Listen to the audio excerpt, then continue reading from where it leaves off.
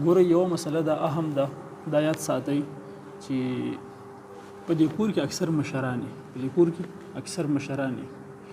نو د اختر په ورځ چې د څاروي حلالول کېږي نو دغه وخت کې چا څاروي له مخکې خپې نیولي چا شاته یا چا سر نیولی چا والا په ملا زور کړی نو دغه ټیم کې یو تن سره چړو هم هغه د څاروي حلالوي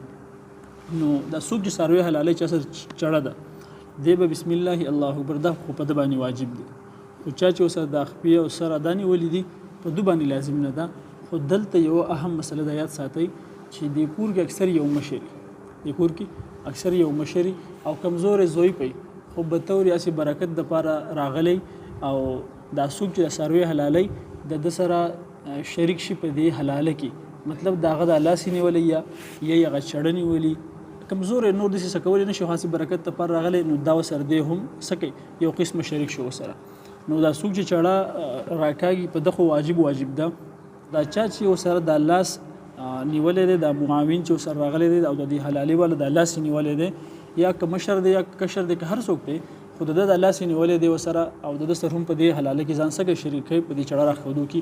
نو په ده باندې هم بسم الله واجب ده که ده بسم الله ونه وي څاروي به حرام وي حرام به حلال به نه وي